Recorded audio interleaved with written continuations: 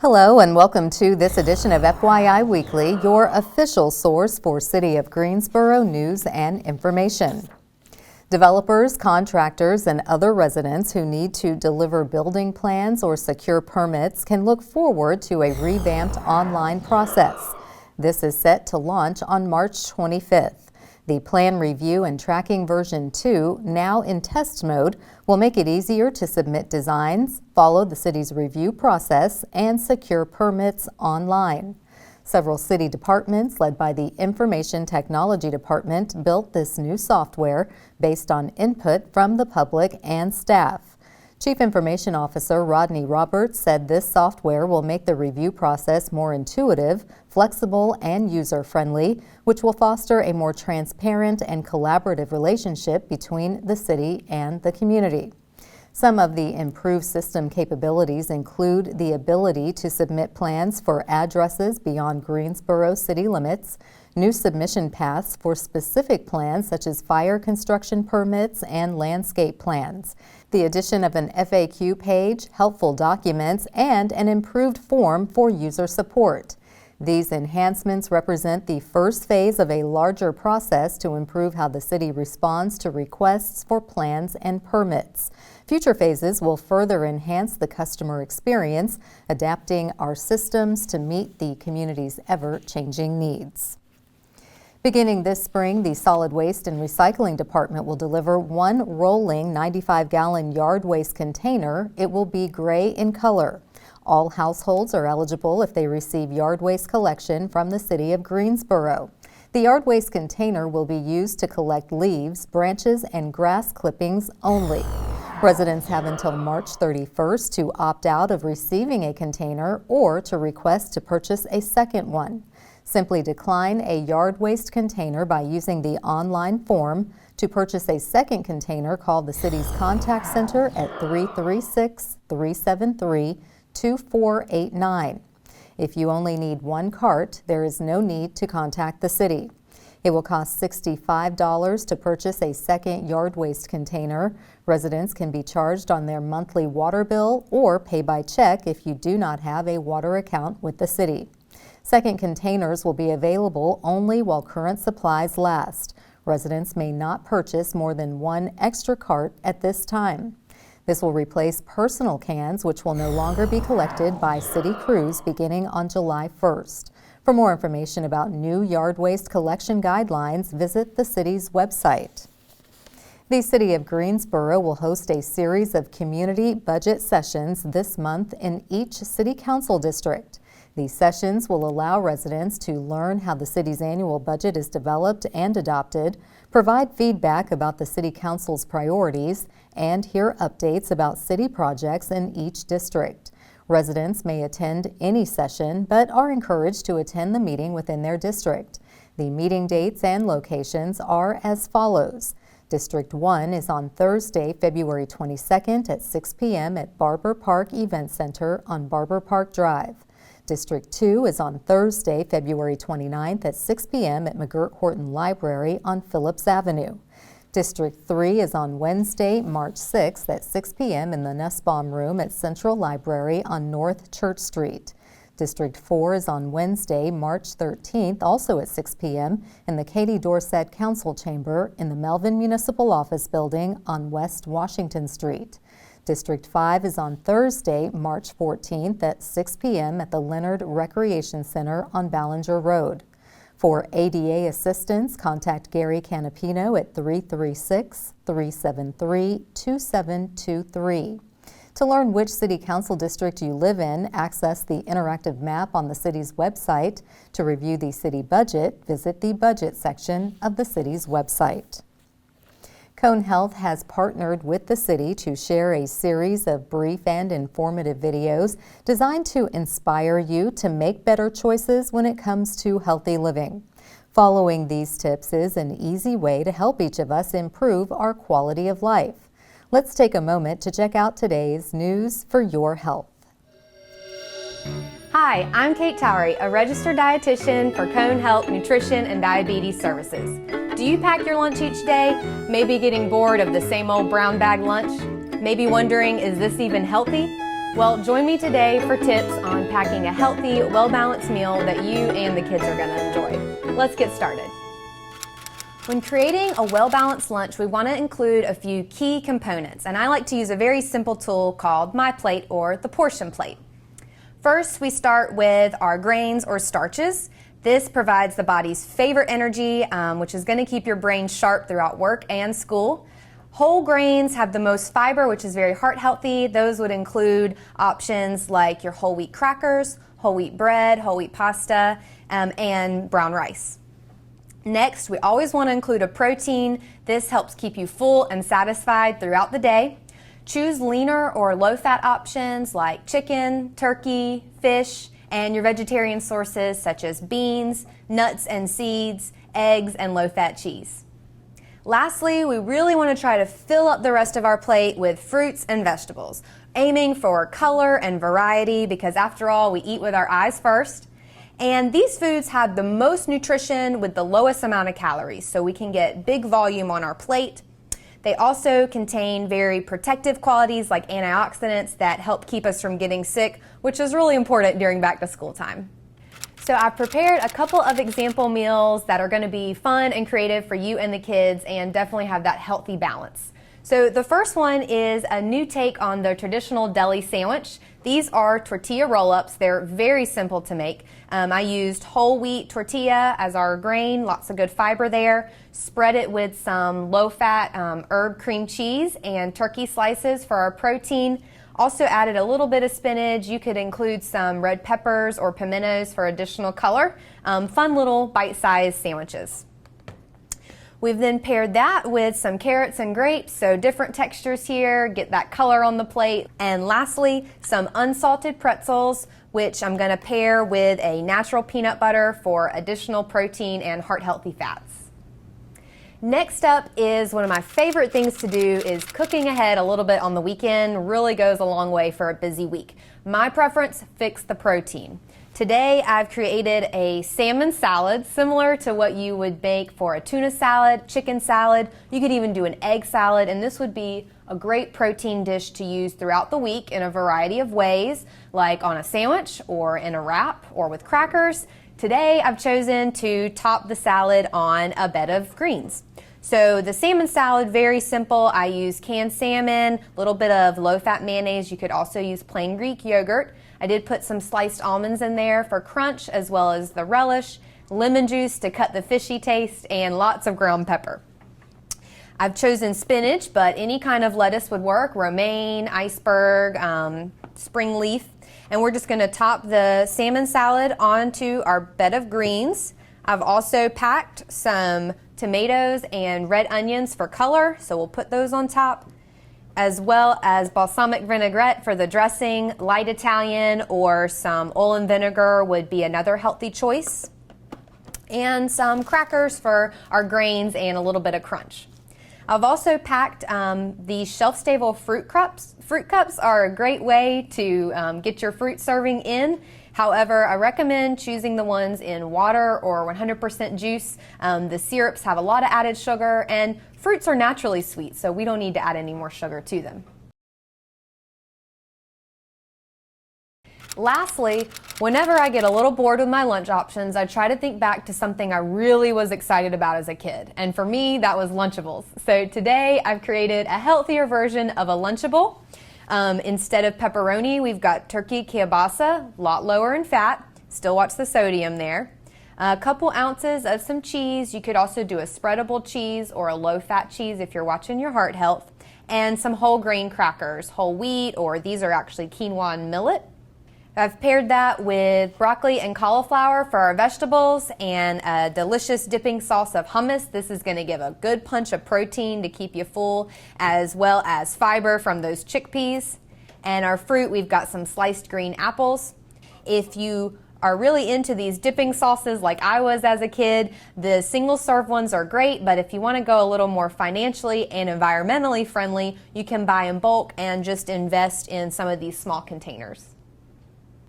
If you're thinking about taking your lunch more often, you may want to go ahead and invest in an insulated lunch bag as well as an ice pack. These are very simple, just throw them in the freezer till frozen, put them in your lunchbox the next day, and they're going to help keep your food cold that needs refrigeration for up to 4 to 5, maybe even 6 hours. And that's going to help prevent the growth of bacteria and keep your food safe. Another option would be to take a juice box or yogurt or even grapes, place these in the freezer till frozen cold, place them in your lunchbox the next day, and they're going to keep your food cold as well, but they'll be thawed out and ready to enjoy by lunchtime. Also, don't forget the importance of hand hygiene. Wash your hands with warm soapy water every time before you handle or prepare fresh food to prevent the spread of germs. And I also recommend taking a clean, damp towel and wiping out the inside of your lunchbox after every use. If you're using your lunchbox pretty frequently, go ahead and wash it out with warm soapy water and let it air dry about once a week. Thanks for joining me today. I hope that you found some helpful tips to banish that brown bag boredom for you and your family. If you'd like more information, visit conehealth.com/healthy eating. I'm Kate Towery. Enjoy your lunch. Several opportunities to recognize Black History Month are happening around town. One option is to attend the Taste of the Diaspora. We'll have that story and more news coming up after the break. Stay with us.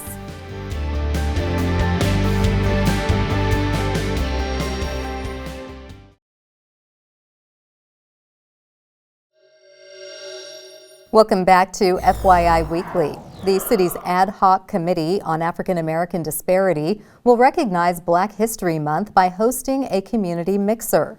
The social will take place from 5 p.m. to 7 p.m. on Thursday, February 22nd at the African American Atelier in the Cultural Arts Center. The theme is Taste of the Diaspora, GSO, which will educate attendees about the culinary practices of the African diaspora in America. Local Black chefs, restaurant owners, and farmers will prepare dishes for guests to sample. Each dish will include information about its history and importance. This is a free event, but online registration is required. The Cultural Arts Center is located at 200 North Davie Street. The ad hoc committee researches policies and procedures, obtains community feedback, and makes recommendations to the City Council about ways to improve access to resources for the city's African American population. For more information, contact Liz Lennon in the Human Rights Department at 336-373-2038 or visit the city's website. Greensboro's Transgender Task Force will host former Task Force Chair Flex Jones as the featured speaker at its next meeting on Wednesday, February 21st. The virtual meeting begins at 6 p.m. The topic considers the journeys of transgender people of color and their continuing efforts toward equality. Jones is the founder, chief executive officer, and director of affairs for Fifth Avenue Alliance. This nonprofit provides support, education, and advocacy for the transgender community. An active mentor, spokesperson, and motivational speaker, Jones facilitates the Carolina Transgender of Color Community Support Group and served on the Winston-Salem Police Chiefs Community Engagement Committee. To request the Zoom link and meeting ID, contact Commission Administrator Liz Lennon in the Human Rights Department at 336-373-2038. The mission of the Transgender Task Force is to provide public education on transgender issues and to improve the quality of life for the city's transgender residents. For more information about the task force, visit the city's website. Registration is open for the 2024 Greater Greensboro Senior Games and Silver Arts Competition for Guilford County residents age 50 and older. It costs $10 to participate, and the registration deadline is March 1st. Additional registration fees apply for bowling, miniature golf, regular golf, and 3-on-3 basketball competitors. These senior games include more than 50 Olympic-style athletic and recreational sporting events, ranging from track and field and cornhole to bocce. Athletes will compete from April 2nd to May 3rd. Winners in each age category qualify for the state finals in August through October. This is a qualifying year for the National Senior Games in Des Moines, Iowa in July 2025. The Silver Arts competition includes a range of contests such as painting, writing, dancing, vocal performance, weaving, and wood carving. The Silver Arts Showcase will take place on May 7th and 8th. Registration forms are available at Smith Active Adult Center on Fairview Street or on the city's website. For more information, call 336-373-7564. Getting back to work after being laid off for several months can be a real challenge. Coming up after the break, we'll tell you about the re-entry program designed to get people employed. Stay with us.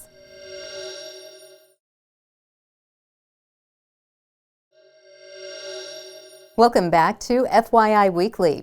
If you've ever been laid off or experienced long-term unemployment, you know it can pose a real challenge when you're eager to return to work and be gainfully employed. Joining me now to tell us about Career Connections is Jackie Pippins. She is the Community Resource Navigator with Guilford Works. Hello, Jackie. Welcome to the show. Hello. Thank you for having me. Well, thank you for joining me. Tell us about Career Connections and how is this program making a difference? Career Connections basically provides training opportunities to individuals who have been affected by unemployment or long-term unemployment. Back in 2021, we received a grant of $3 million in order to assist individuals into getting back into the workforce. Because, you know, during 2021, we were dealing with the pandemic. And so a lot of businesses, a lot of individuals were affected by the pandemic and lost their jobs and lost their businesses. So these funds are basically to be used to assist people to get back into the workforce. Okay, excellent. $3 million is really impressive. Yes. So you've kind of given us an idea of who is eligible to receive these services, but other than what you just listed, is there like an income requirement or what are you looking for? So the Career Connections program looks for individuals who are unemployed or long-term unemployed. We look at homemakers. We look at individuals who have been laid off at no fault of their own. We also look at veterans, and we also look at their spouses as well. Just anyone who has had difficulty in the workforce environment and just need a boost back into getting back to working. Okay, so give us an idea of the types of services Career Connections will provide the participants in the program. The Career Connections team provides encouragement. We provide opportunities for individuals to figure out their career path. We sit down with each applicant, and you know, if they are indeed eligible for our program, we come up with a career path plan for them. And so we discuss what their likes and dislikes are as far as, you know, where they can see themselves in the future working. Right now we are looking at 6 industries. Those 6 industries are transportation and logistics, aviation, healthcare, IT, which is a very, very popular one, manufacturing, and skilled trades. Okay, so there's a wide range of jobs in each of those 6 sectors. Yes. Now, how are you connecting job seekers with those 6 areas? So we have some great partnerships in the area with GTCC, Greensboro College, Guilford College, and a lot of training providers in the area such as LARAG, Trans Tech, and they provide training opportunities to our customers who are eligible for the Career Connections program. Just as soon as they get the training that's necessary for them to have these jobs, then the partners, they communicate with their employers that they have partnerships with and help them to get jobs with Okay, those. so it's kind of like employees. on-the-job training. Yes, yes. For the very job that you're going to essentially hold. We do provide on-the-job training opportunities, work experience opportunities. So, for example, if we have someone who decides, hey, I want to be a CNA, but they've never done anything in healthcare before, just as soon as they get the training, we work with the training provider to assist them to find suitable employment. Okay, well that's a win-win situation. So if someone's watching and they just heard you and they relate to what you're saying, they make the qualification list, how can they connect with you and your team? Well, they can go to guilfordworks.org/career-connections, and they can look on our website. They can also, we have such good partners that have our flyers up in their facilities. If you see one of the flyers, we have a QR code. So you can scan the QR code from your smartphone and it leads directly to our HubSpot. And we will get a career navigator, which is an integral part of this process, to call them back and to interview them. Wonderful. Well, Jackie, thank you for stopping by to preview such a very vital program, and I'm sure a lot of folks are just inspired knowing that if they meet that criteria, you can help them get back to work. We want to get people connected to the right career, so do come back and let us know about other great services at Guilford Works. Okay, I sure will. Thank you for having me. Thank you. Stay tuned for some interesting and useful information about Greensboro as we tell you something about the city. That's coming up after the break. Stay with us.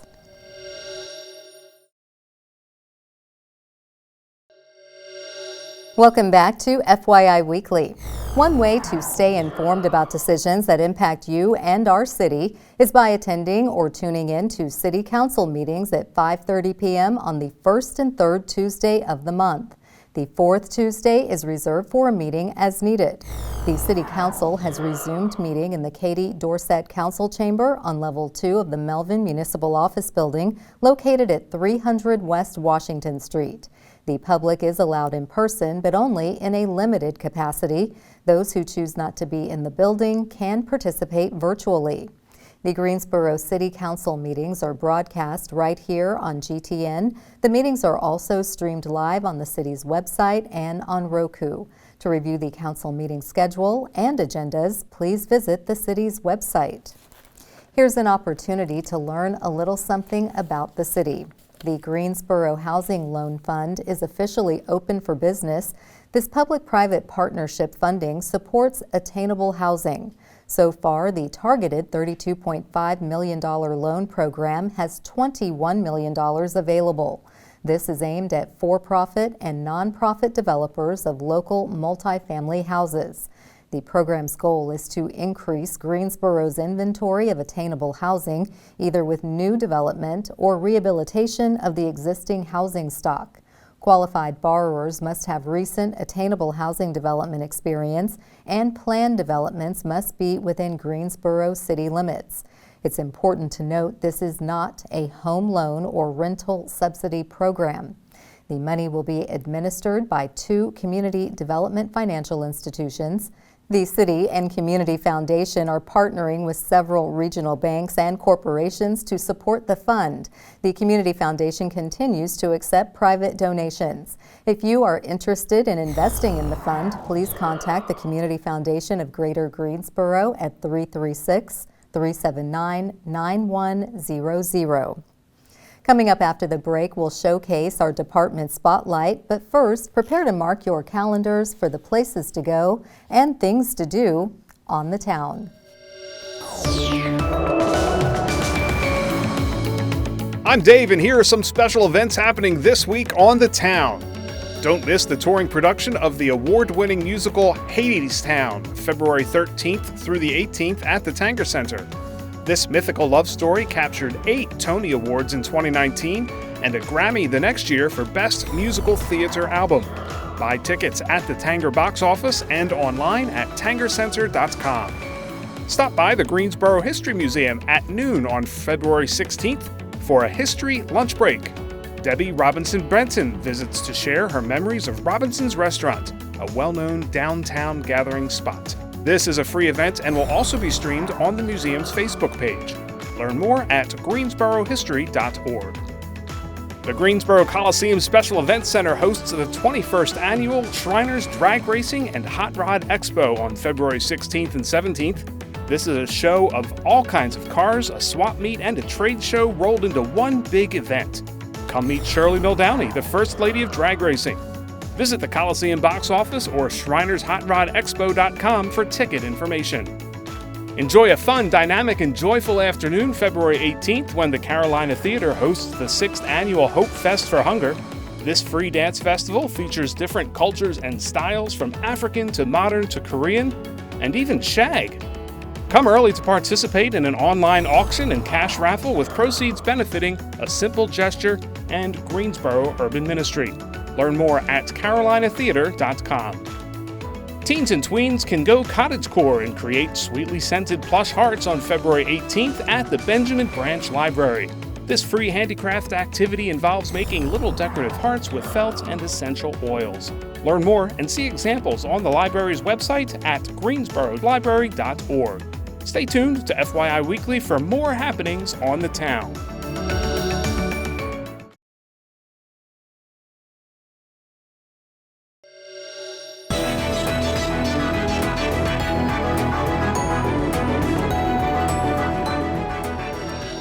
Welcome back. The City of Greensboro has more than 20 departments and several divisions committed to serving you, our residents and visitors. Let's go behind the scenes in our department spotlight. The Planning Department's annual report on a variety of key economic measures is outlined in the latest edition of the Growth and Development Trends Report.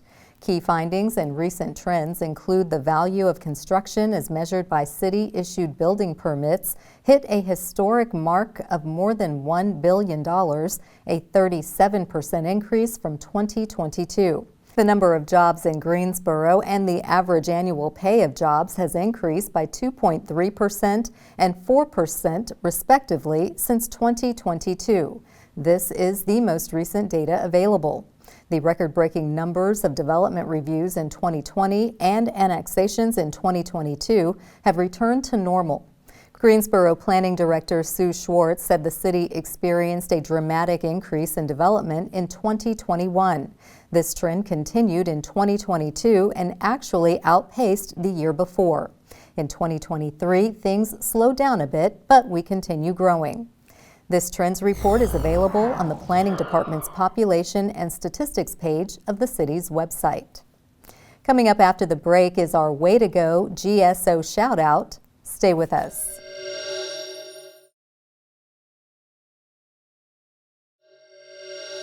As we draw to a close, we always want to end on a positive note with our Way to Go GSO shout out.